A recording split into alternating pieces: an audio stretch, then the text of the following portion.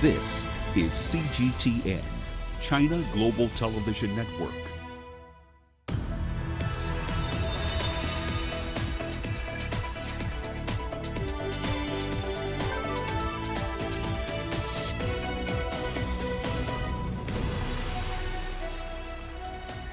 Hello there and welcome to Global Business Africa. We'll be giving you insight into Africa's business and financial markets. I'm Uche Okoronkwo, coming to you from Kenya's capital, Nairobi. Let's start with a look at the markets. Now, emerging market stocks bounced back from last week's losses today. That's as readings from China showed a continued economic recovery. MSCI's index of emerging market stocks jumped 1.8% on the day. That's after marking its worst week in 10 months. Now, in South Africa, the benchmark stock index was up on the back of higher Asian markets. Traders say despite last week's wobble, January was still a good month for local investors in the country. So far, most of this year's advance is down to 4 companies well placed to ride a rebound in China's growth. That's, of course, Naspers through its stake in Tencent, also diversified mining giants BHP and Anglo American, who of course supply the world's largest consumer of commodities, and of course Richmond, which benefits from Chinese shoppers purchasing luxury goods. The 4 have contributed about 80% of the gains in 2021 in terms of index points. Now, also coming up on today's show, Ghana's public debt and fiscal deficit hit record highs. The UK wants to join a free trade area with 11 Asia and Pacific nations. And a global eco-friendly art project graces the streets of Cape Town. Well, let's start off today's show in Ghana. The Bank of Ghana has released data confirming the depth of Ghana's fiscal troubles. Now, the fiscal deficit for 2021 is at a record high, propelled by the effects of COVID-19 on public finances and the economy as a whole. Now, this has accelerated the growth of the public debt beyond the generally accepted threshold for debt sustainability. That's around 70% of GDP. By the end of November last year, the public debt to GDP ratio had risen to 74.4%, with the total debt standing at $49 billion. Now, this suggests that the full year ratio will be close to the 76% predicted by Fitch Ratings agency. Well, let's find out more from Nabil Ahmed Rufai. He joins us now in Accra. Great to have you with us, Nabil, as always. Well, let's start off with the fact that debt servicing in the country is expected to take up roughly half of the government's entire tax revenue this year. Also, those obligations could mean further borrowing by the state to meet those interest payments. So how exactly does Ghana's government plan to narrow that fiscal deficit and, of course, the debt to GDP this year in, of course, light of COVID-19?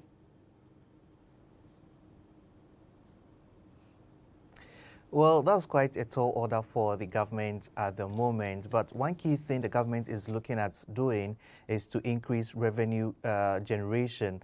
We know that for now, people have had to pay their own electricity and water as compared to last year when the government made water and electricity free for Ghanaians from April to the end of this year. So in a way, the government is trying to increase its revenue. So from January, people are paying for water and electricity. So the government is looking at also reducing or cutting down its spending in a way to be able to address this fiscal deficit. But we know that these are the key things that the government will be doing, but we are waiting for the government to present its budget to Parliament for this year, 2021. You know, Ghana just came out of election in December, and early parts of January, we had the incumbent being retained and sworn into office, and we know for now preparations are being made towards the budget, and that's where we would actually know the plans that the government has in terms of surmounting all these challenges that it has in terms of addressing its servicing its debt and also managing its fiscal deficit. Uche. Well, Nabil, the picture still doesn't look so bright for Ghana, especially given the fact that there are a lot of risks facing the economy. For example, Ghana is seeing a resurgence in the number of COVID-19 infections. Is it likely that Ghana could see the reimposition of lockdown restrictions soon? And if so, what does that mean for the economy and growth going forward?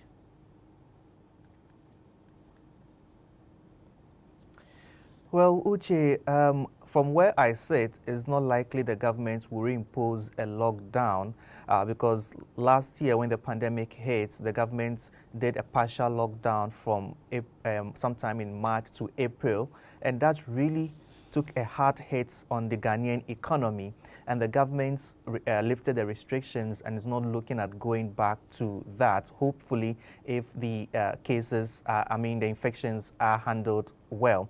But we know that the Ghanaian economy is largely dependent on the informal sector. Over 80% of the workforce operates within the informal sector. So talking about people working at the markets, traders, small and medium-sized enterprises and the like.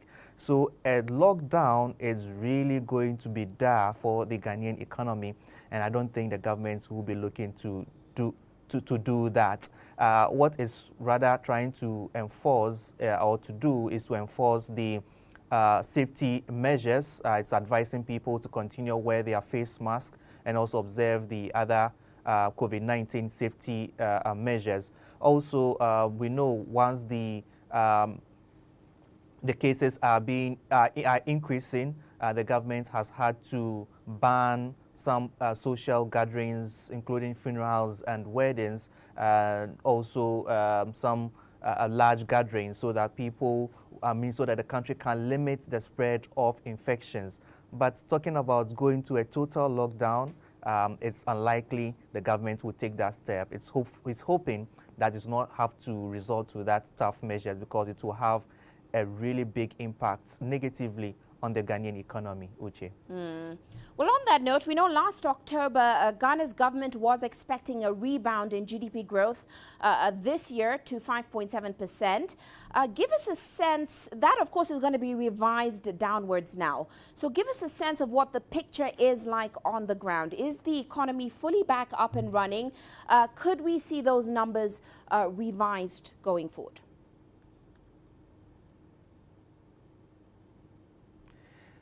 It's early days yet to say if the economy is fully back on track, but the central bank released its monetary policy report just today, and in that report it says the economy is seeing some positive growth. It attributes this to the fact that consumer and business confidence level are now back at the pre-lockdown level. And the government says, the central bank says that is a good thing. Also, it's saying that the seeing a steady growth in terms of private sector credits, and this should really help the economy. But that being said, the central bank says the threat of a second wave of the pandemic really poses a great danger to this steady growth that the economy is experiencing as at now. And it's likely that there will be a revision of the 5.7% growth rate that was projected last year for this year. We know that ratings agencies Moody's and Fitch have actually projected an average of 4.0% of growth rates for the country. And whilst we wait for the government to really come out with its budget for the year 2021 and also its outlook for the economy, from where we sit, it's likely that there will be a revision of the earlier 5.7%, Uche. Well, thank you so much as usual, Nabil, for your insight there. That is Nabil Ahmed Rufai joining us there in Accra. Well, let's turn our attention now to Egypt. A consortium led by Bombardier Transportation has signed a $2.3 billion deal with the Egyptian government to build 2 new monorails. The UK Export Fund is financing the project that will be constructed in Egypt's capital, and it is expected to be completed in 2 years. From Cairo, here is Yasser Hakim with the details. This is the latest deal in the multi-billion-dollar mega project to overhaul Egypt's railway sector. The agreement is for 2 lines. One is a 65-kilometer line from 6th of October City, west of Cairo, to downtown Giza. The second is a 45-kilometer route from downtown Cairo to the new capital. The monorail will cut the trip's duration by half. It's expected to transport nearly 350,000 passengers a day. The monorail is a better option than cars, taxis and buses because it's disconnected from traffic. It operates above the ground on concrete columns, which are light structures that are cheaper to construct than the underground rail and is also environmentally friendly. Canada's Bombardier will build the monorail carriages, the rail and the maintenance with a $2.23 billion financing from the UK Export Fund. This is the largest financing the UKEF has ever provided overseas and is also the first since 2008. It's an opportunity to develop economic relations with the UK. The timing of this deal is significant amid the acute recession in Europe due to the outbreak of the COVID-19 pandemic. So finding investment opportunities outside of the recession-hit Europe is more important for them at this point than high profits. Therefore, you can strike good finance deals with favorable facilitated repayment options. The $4.5 billion monorail project will be connected to the country's first electric train, constructed by China to link the capital to major cities. Yasser Hakim for CGTN, Cairo.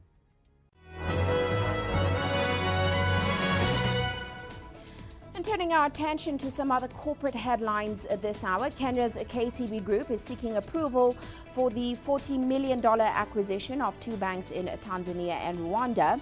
In late November, KCB announced that it will be acquiring a 62.06% stake in Banque Populaire du Rwanda and a 100% stake in African Banking Corporation Tanzania Limited.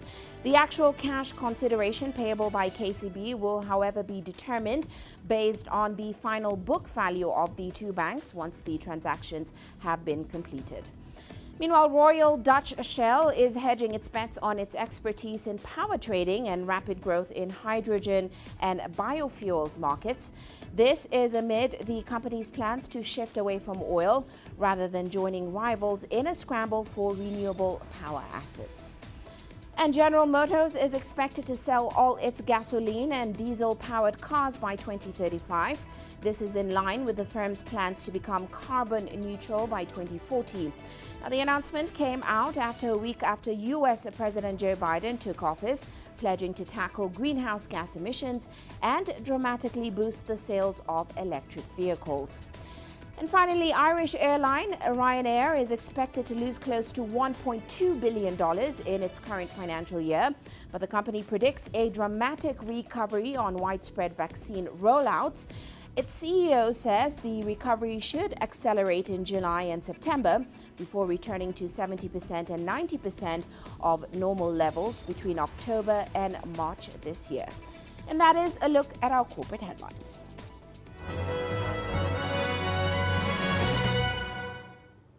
Well, we are heading into a short break now. Do stay with us. We'll be right back.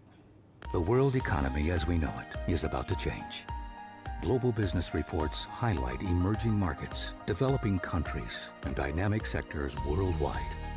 We feature top analysts and newsmakers to provide perspectives on every facet of business. From an on-the-ground perspective, we provide you with balanced and objective assessments. Fast, sharp, and insightful. Global Business, only on CGTN. Every story starts out like this. Okay. We'll head up now. But beyond the rush of the numbers, there's always a more fundamental question. What happened? Who has been affected? When market-moving decisions are made, who's responsible? And why? Let's get some reaction on ground. Joining us in Johannesburg is Sutra Nairobi.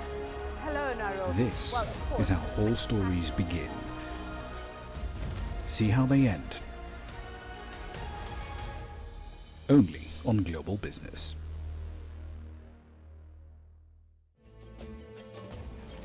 There's more to this place than just glorious landscapes. There's more to it than just, say, Table Mountain or glorious, endless salt flats. There's more to it than countries that are home to some of the deepest mines in the world. There is so much more to this place, even if it is home to some of the finest diamonds on the planet. It is the sheer diversity of the people who call Southern Africa home and the relentless drive to make it a better place that make it so special. And we know that because this too is home.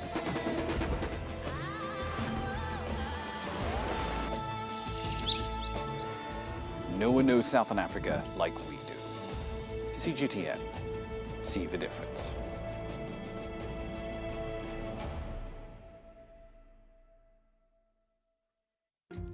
Africa is the nexus of enterprise, and Global Business will tell you why it matters. From the mega investment projects to multi-billion-dollar mergers and acquisitions. Africa today collects, just in terms of revenues from taxes alone, $545 billion a year. If you take 10% of that and you devote it to the energy sector, problem solved. All this on Global Business, weekdays at this time on CGTN.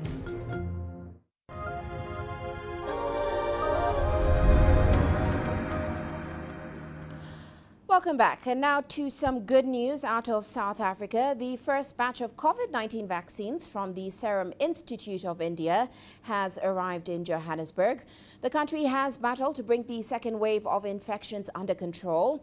In total, South Africa has registered close to 1.5 million cases, the highest on the continent. Now, over 40,000 people have died, but 1.3 million have recovered from the virus. Here's CGTN's Julie Shire reporting. South Africa's first batch of COVID-19 vaccines from India touched down at Johannesburg's OR Tambo International Airport. President Cyril Ramaphosa was on hand to receive 1 million doses of the Oxford AstraZeneca jabs, designated for healthcare workers. As a country, we've estimated 1.25 million of health workers, both for public and private sector, need to be prioritized. We've lost a lot of healthcare workers. They were constantly in the firing line. And, all we could do is clap hands for them and basically continue to put them through a lot of trauma, mental health risks, and many of them have died. So this is the first tangible way to demonstrate that support. It's been a long wait for frontline staff in the eye of the coronavirus storm for close to a year, but there's some anxiety around the vaccine. I've got those mixed feelings because I need to know more about this vaccine, what it will do and what are the side effects, because it's a new vaccine. I, for one, am very scared.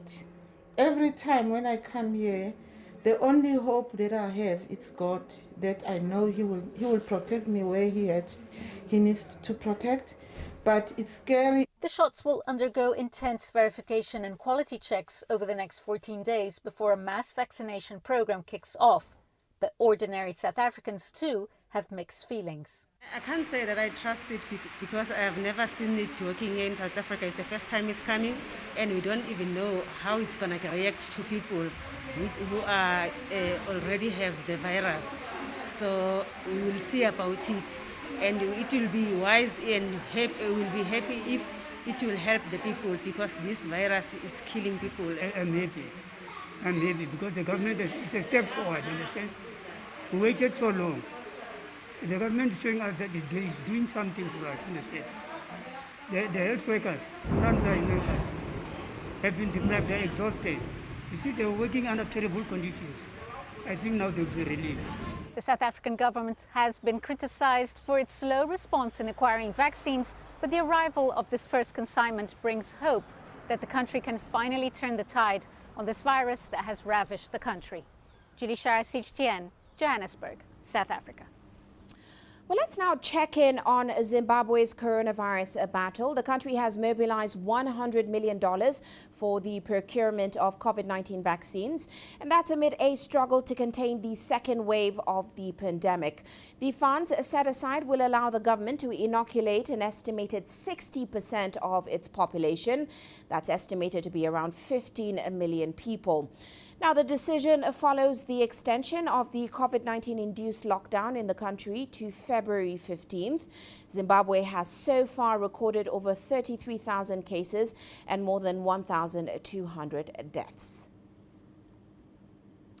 Well, Farai Mwakutuya joins us now in Harare with an update on the situation. Good to have you with us, Farai.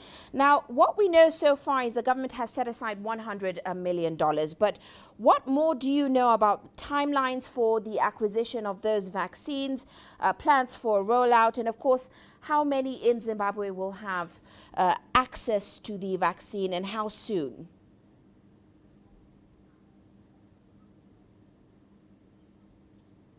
Well, Uche, details in terms of when those vaccines are expected, when the rollout will begin, have yet to be released by government. What we've heard consistently from the president, from the chairperson of the National Task Force that is leading the response to COVID-19, and now most recently from the finance ministry, is that government is waiting on assessments that are being undertaken by scientists and other experts who will guide the government in terms of which vaccine to procure, the vaccine that is best suited to the country in terms of its environment and circumstances, as well as effectiveness and safety. And once it has that information, it will then proceed to make the procurement. So no roadmap in terms of when we expect these vaccines, but we would imagine that it will be quite imminent since these funds have been put forward. It's an emergency. We'll imagine that it will also be in a phased manner that is initially targeting those frontline workers, those essential services, and then over time, some of the vulnerable people with underlying conditions and the elderly. So what we do know at this point in time is that Zimbabwe is looking at all options. It is not specifically focusing on one vaccine. It is looking at all options and is waiting for guidance in terms of which one to procure from its scientific experts. Well, Farai, given Zimbabwe's previous economic situation, one has to ask, is there faith in Treasury's capacity to set aside this $100 million? The government says it will come from revenue inflows from a 2% tax on electronic transactions, as well as a monthly fiscal surplus and unallocated reserves. What are your thoughts?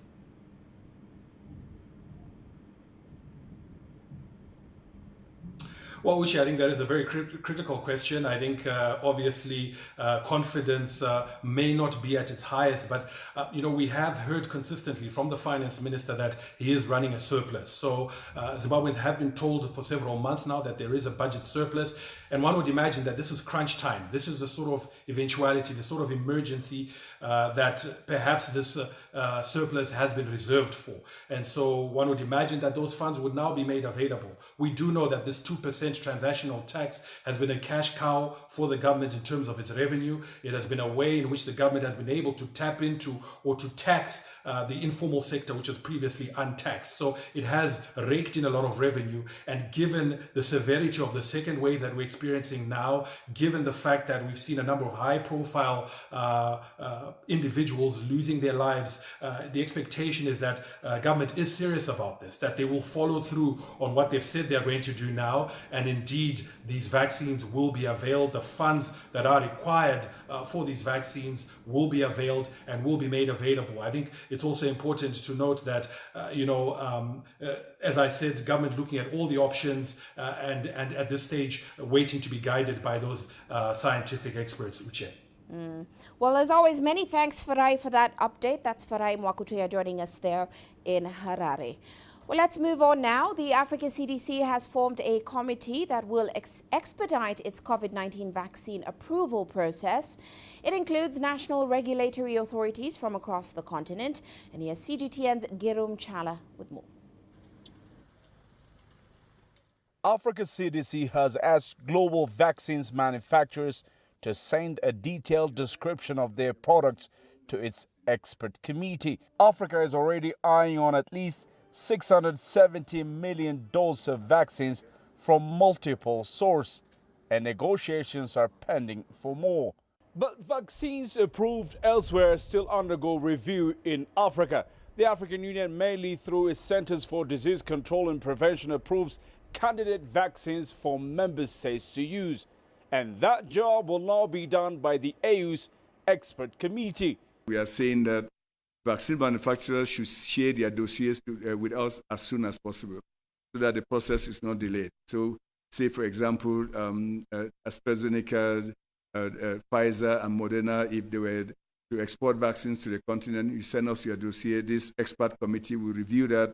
And it's an expert committee that includes national regulatory authorities across the continent and outside the continent. They'll review those and then provide their expert opinion on it. I think that is a process. Most African nations are yet to receive their first batch of vaccines. Africa CDC advised AU member states to start planning for manufacturing COVID-19 related medical supplies locally to combat the virus. In the post-COVID reconstruction of Africa, in the area of public health, we have to emphasize the ability to produce these interventions locally. That is the oxygen, the vaccines, the drugs, and the diagnostic. But they are not there. We are building it and using it as to fight the pandemic as we go forward. The continent's health body plans to vaccinate at least 60% of the population to create herd immunity as soon as possible. Still, many fear Africa may fall far behind in the race to secure vaccines. Grumtala, CGTN, Addis Ababa, Ethiopia. Meanwhile, Nigeria's government spent $4.65 billion on food importation between January and September last year. That's a 62% rise compared to the previous year. Well, CGTN's Kelechi Mekalam now reports that the increase in food costs was despite the West African nation imposing a land border closure, which was aimed at boosting local production. Samuel Ayongo runs this farm in Nigeria's capital, Abuja. The 3-year-old farm houses various kinds of livestock, from birds to pigs, fish and snail. Samuel's greatest profits been from his poultry section. Demand rose by about 40% since the border closure, but factors such as high inflation continue to hamper his production expansion. We do buy to compound our feed, everything skyrocketed to a lot of money. So that really costs a lot on the farm. A ton that you used to maybe the corn and other additives that you can use about 50,000 naira to get a ton of it for as feed. Now you are spending up to 80, 90, in some cases 100 to produce just a ton of feed. So it really costs a lot on the farm. Nigeria shut down its land borders in August of 2019 to boost local production and reduce importation. But smuggling has been on the rise. The country's food import bill spiked by 62% in 2020 to hit $4.65 billion, a problem that's constantly threatening economic growth. We didn't sustain the border closure long enough to be able to actually totally harvest the gains of border closure before reopening it again. You must realize that for every product you import into Nigeria, you have exported jobs out of Nigeria. You're exporting jobs, you're exporting our opportunities, you're exporting our wealth. We don't want to look at even the capital flight that goes into importation, especially considering the current foreign exchange position. With that trend, our GDP will suffer adversely. Job creation, of course, is a no-brainer. It's not ever going to improve because local production is what enhances job creation, not importation. Besides the border closure, there have been several government interventions in agriculture aimed at boosting local production. But that hasn't yielded the much desired results. The West African nation still unable to feed itself and has relied on costly imports to fill the gap. Experts suggest government should consider a policy review in the agricultural sector.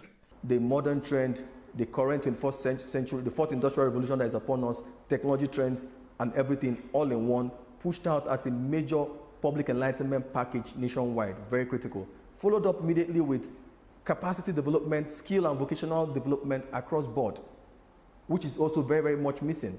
And as you're doing that, the next thing that requires is to equip these guys, to provide the equipment. And in providing the equipment, you now look at the infrastructural gaps, the mechanization gaps, and fit them in quickly. According to the World Bank, agriculture accounts for 34% of employment in Nigeria. Industry players are optimistic the sector can employ more people by ramping up local production.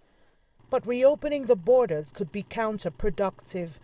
They want government to block smuggling channels and adopt the right strategies to implement agricultural policies. Kelechi Emekalam, CGTN Abuja, Nigeria. And in Egypt, citizens are marking the 10th anniversary since the 2011 uprising, which toppled former President Hosni Mubarak. Well, CGTN's Yasser Hakim examines Egypt's economic transformation since the overthrow of the former regime. It's been a volatile decade for the North African state. The January 2011 uprising was followed by a few years of instability and continuous demonstrations before the establishment of the current regime. This period has been witnessed by complete destabilization. The economy has been affected seriously regarding foreign direct investment, regarding tourism, and these are very important sources of foreign exchanges for Egypt that had been affected seriously. And due to that, the economic situation was regarding the GDP growth, it has been decreasing to 1.9%, which is the worst for Egypt during this period. Unemployment has increased, inflation started to rise significantly. So all economic indicators in this period was bad. A transition period ended in 2014 with the ouster of the now outlawed Muslim Brotherhood from power and the election of Abdel Fattah al-Sisi as president. He immediately embarked on a rebuilding process. When President al-Sisi took responsibility, he started to establish mega project in order to reach Sinai, in order to reach Upper Egypt by, connecting all geographic areas of Egypt with infrastructure. The program of economic reforms that President al-Sisi started in 2017, actually, with supervision of the IMF, was to liberalize the economy, to attract investment, and to enhance the possibility of exploiting our resources. The 5-year economic reforms have been hailed by international financial institutions such as the IMF and the World Bank. But there were challenges such as the war on terrorism. Terrorism in any country has huge negative effects on the economy. Tourism, a main source of hard currency, saw a drop from $13 billion to $4 billion. This impacted the Egyptian pound and the availability of foreign currencies. This was compounded by the downing of a Russian passenger plane by terrorists. Unfortunately, terrorism back then kept foreign investors away and FDIs dropped significantly. There has been a major improvement since then, with increased security reflecting positively on the economy and living conditions. However, 2020 saw another major challenge, following the outbreak of the coronavirus that hit economies worldwide. But Egypt has managed to weather the storm better than most countries. One advantage is that there was no shortage in supply of goods and products in the markets in spite of the coronavirus pandemic. The Egyptian government managed to balance between two contradictions, a lockdown and keeping the economy operating. There was a curfew, but many businesses were allowed to remain open. This balance succeeded in containing the virus and at the same time maintained positive growth numbers. After successfully navigating the dicey period since the 2011 uprising, Egypt hopes the next 10 years would be of stability and development. Yasser Hakim for CGTN, Cairo. You're watching Global Business Africa. Let's take a quick break now. Still to come on the show.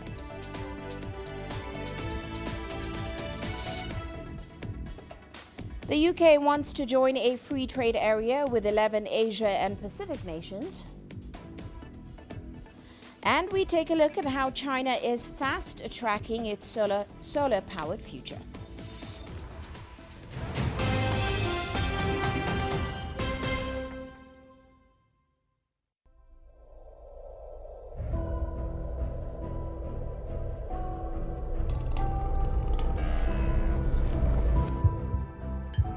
It's just taken me completely out of my depth, but at the same time it's exciting. It's new, it's different, it's a challenge. It's really exciting.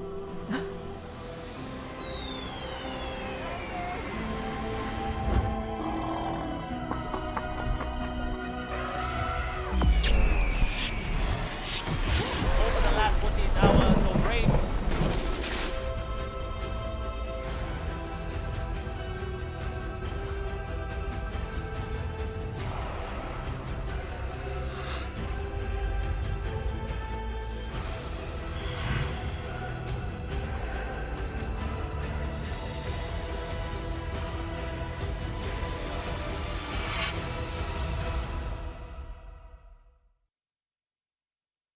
Business in Africa is at a crossroads. We celebrate those who are adopting and thriving despite the challenges, from grassroots to big businesses. Global Business takes you along for the ride as we track the making of a giant. Only on CGTN.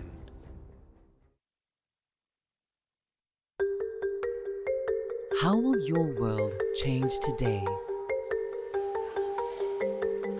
What happens here? What happens there? Or what you make happen for yourself?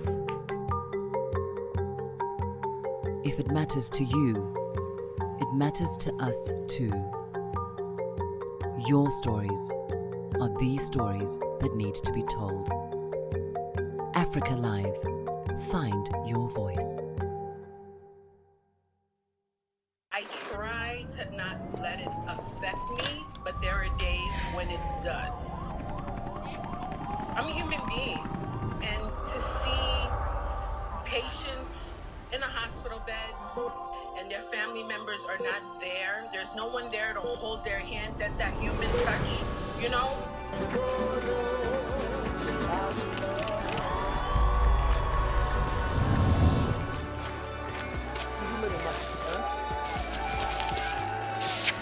I just hope everyone can remember that the situation is not permanent and that everything will get better eventually.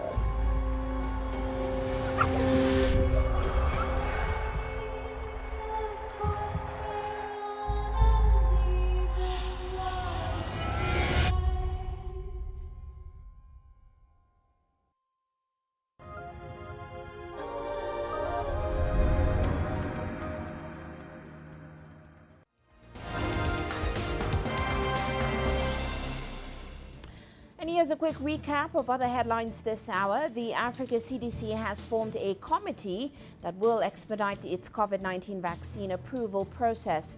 It includes national regulatory authorities from across the continent. Africa is eyeing at least 670 million doses of vaccines from multiple sources. And China has called on all parties in Myanmar to resolve their differences and under a constitutional and legal framework. Detained leader Aung San Suu Kyi has called on the public to reject a military takeover, but the military says it will hold elections after a one-year state of emergency. The move follows a landslide win by Suu Kyi's party in an election which the army claims was marred by fraud. And Israel is extending its third national lockdown until Friday. This comes as coronavirus variants from other countries offset Israel's vaccination drive, and that sparked fears that it may slow down its recovery. The cabinet has also voted to continue with its ban on international flights. Until the curb is lifted, there will be no entry to or exit from Israel, with the exception of special cases. And that's a recap of other headlines this hour.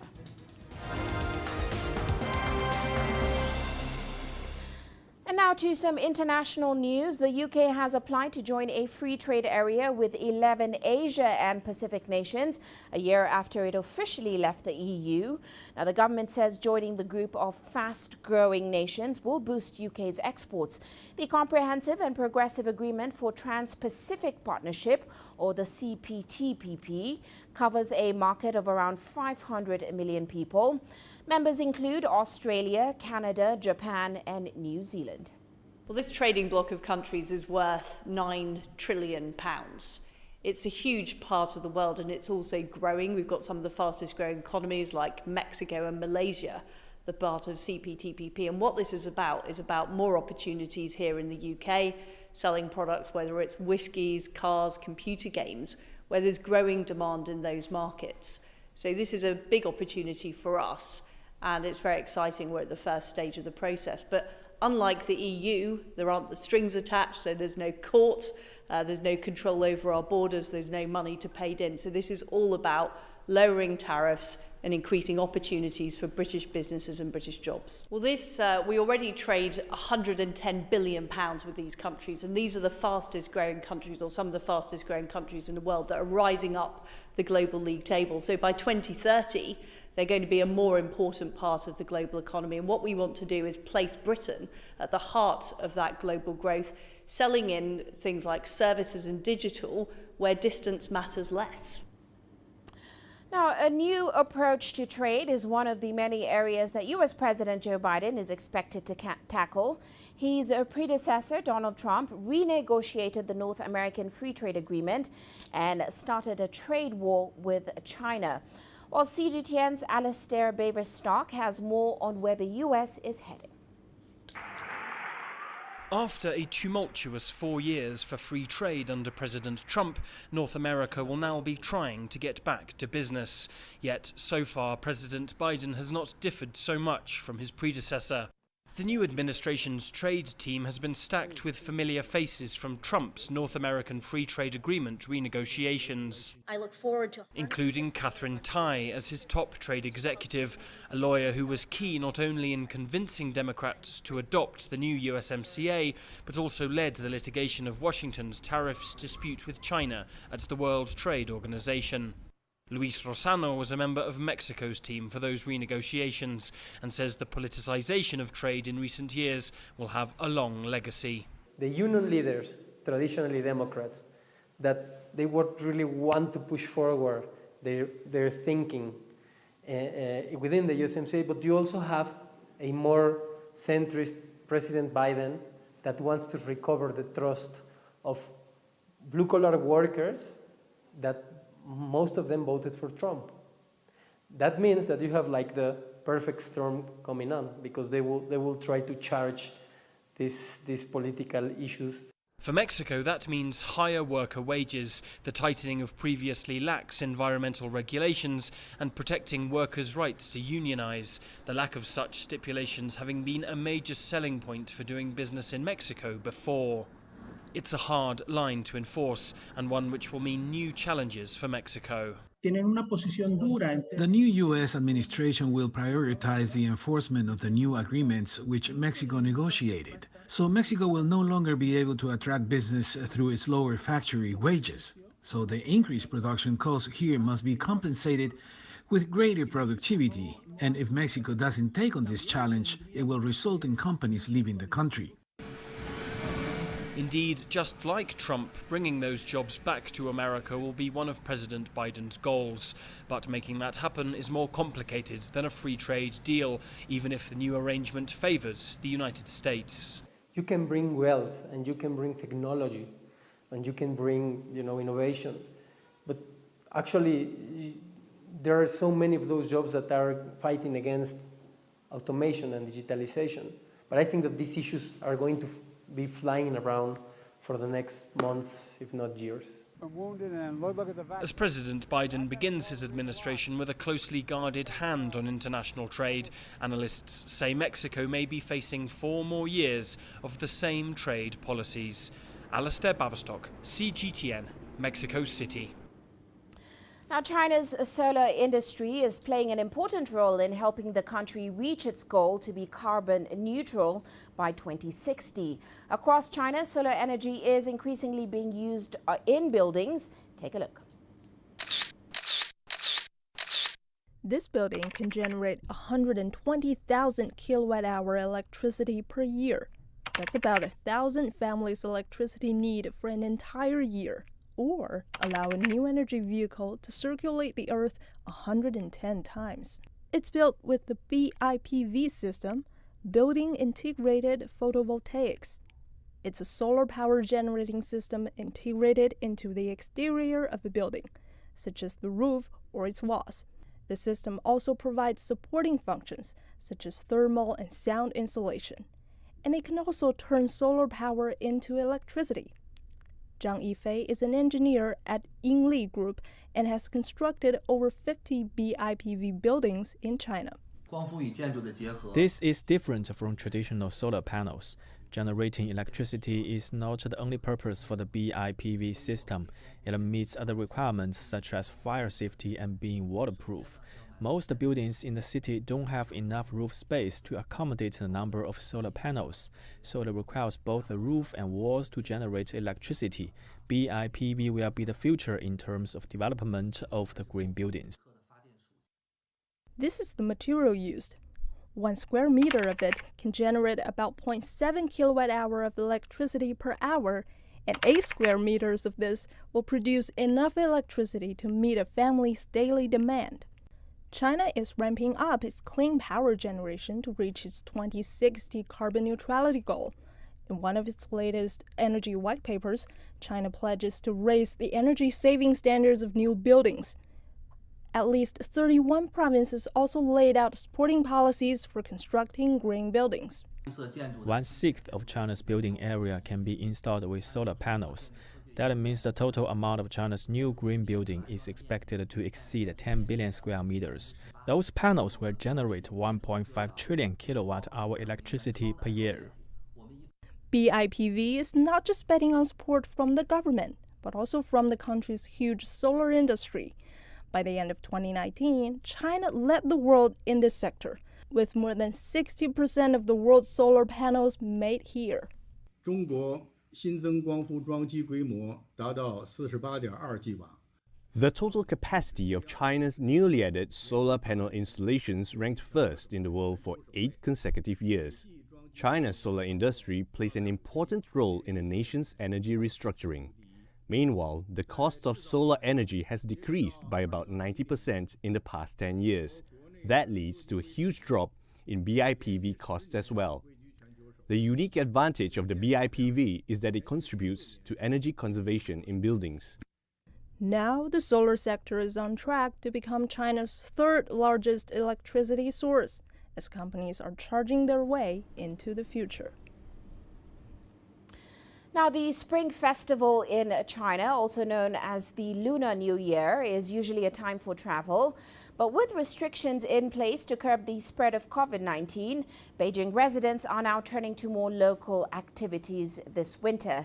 CGTN's Nicole Ng reports on what's hot tonight.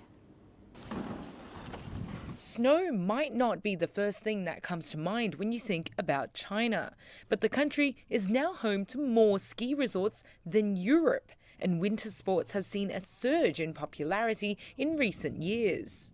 I think it's pretty good. When I first started, I thought it was hard, but after a while, I can at least get down the slope. I came by myself. They said snowboarding is fun, and I tried skiing when I was younger, so I'm trying this. I brought my kid today to ski. He prefers being outdoors. These are just a few of the millions who flock to China's slopes each year. Wu Bin is the vice chairman of the Beijing Ski Association. I'm a skier and a snowboarder. He says across the country, the number of ski resorts has increased over the past 5 years. More than 60%. And the skier visits in China, it's double from 10 million increased to more than 20 million. This means not only more facilities, but also more jobs around the country. The number of skiers hasn't stopped going up, and the development of snow sports means more people involved in the industry. It took us just over an hour to drive here from central Beijing, and we're in an area known for one of the most famous stretches of the Great Wall. What makes this area even more special, though, is it's home to many of the venues that will be hosting next year's Winter Olympic Games. With the Games set to open in almost exactly a year's time, there's growing excitement from those on the slopes. I'm paying more attention because my school has been organizing activities. We live quite close, so we'd definitely like to go. Go China! I hope the world's attention can turn again to China. We can do it. Nicole Ng, CGTN. And shifting focus now, here's a look at how some key commodities performed today. But of course, today all eyes were on silver prices. Silver broke above $30 an ounce as the precious metal took center stage in the retail investor frenzy, which was sweeping across markets. Most active futures jumped as much as 13% to $30.35 an ounce on the COMEX trading exchange, the highest in 8 years. Meanwhile, oil prices were boosted today by falling inventories and hopes of a swifter global economic recovery. However, halting vaccine rollouts and, of course, renewed travel restrictions did cap those gains. Traders say positive risk sentiment is one factor helping oil prices right now. The outlook of an ongoing decline in oil inventories over the coming weeks as a result of lower production from Saudi Arabia is also helping crude prices. Well, let's take a short break now. Still to come.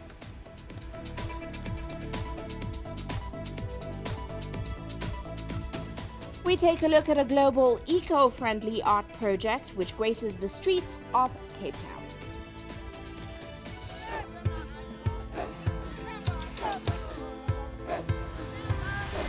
Africa is a continent of diversity, with varied climates and enchanting geography, and a people so distinct, but with a shared enduring spirit.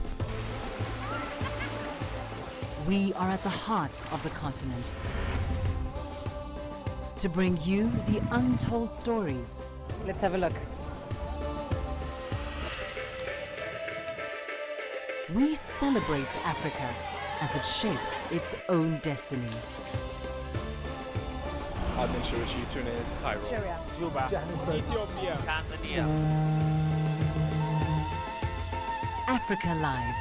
Find your voice. Images may appear to be identical, but looks can be deceiving. The difference is not always obvious. It has to be discovered. There are always different sides to a story. We put the focus on the details. To see more, to understand better. CGTN. See the difference. You don't find the stories of North Africa by sitting on the sidelines.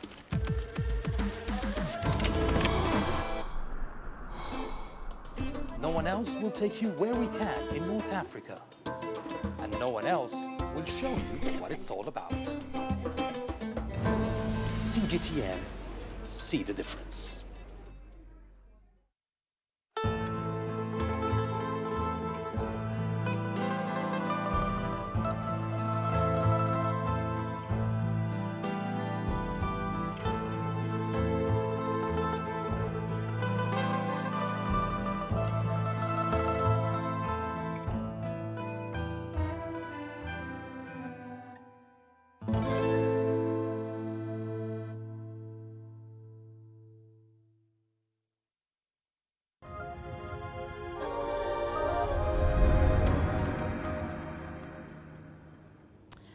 Now, a global art project, Beyond Walls, has made its way to the South African city of Cape Town. The artist, called Saipe, uses his work to break the chains of political and social norms around the world.